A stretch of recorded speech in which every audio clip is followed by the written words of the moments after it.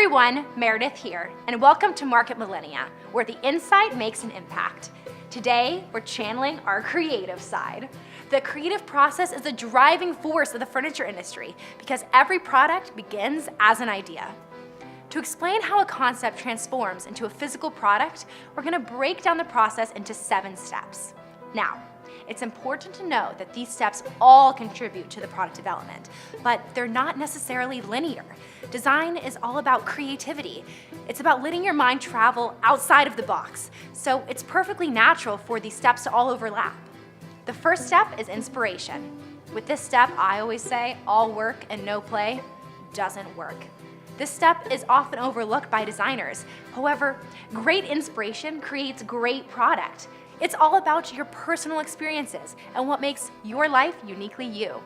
It's all about opening up your mind to the idea that nothing's out of reach. This is one of the most fun steps of the process because there are no guidelines. The only rule is to break the rules. The next step of the process is identification. This is where we want to really define what the project is and discuss the potential constraints of the idea. These constraints could stem from the designer, the production, or even the end user.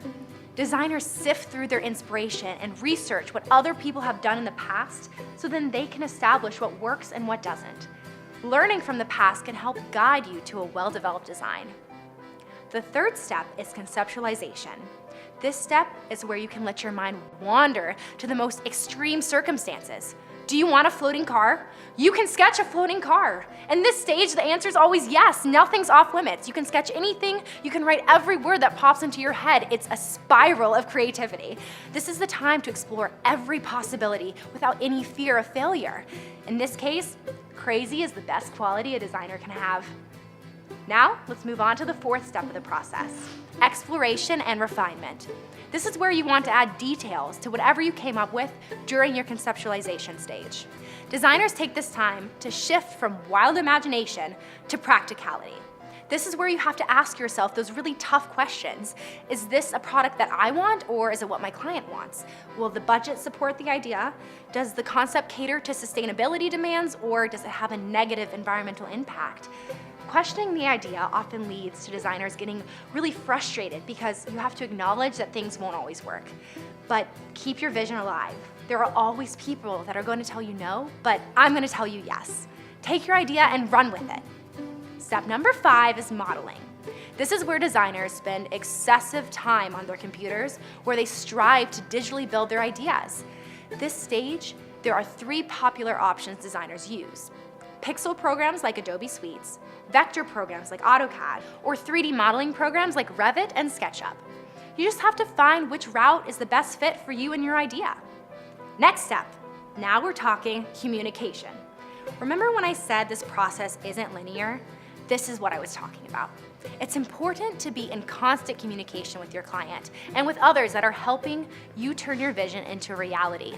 So this step also refers to the presentation of the product to the actual client. The art of presentation is just as important as the design itself, because if a client doesn't grasp the concept or it's not explained in a really dynamic way, it may be a one-way ticket to the land of lost art. You have to think of a presentation as a performance. You want to really explain its functionality and all the elements that come together to make the product different from what's already on the marketplace.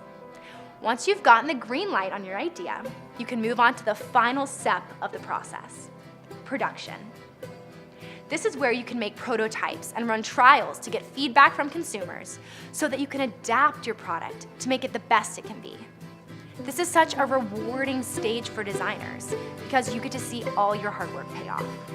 Next time on Market Millennia, we'll expand on the final production phase of this process as we explore the world of furniture manufacturing. We'll talk artisans, outsourcing, and even show you a local manufacturing plant so you walk away with insight that makes an impact.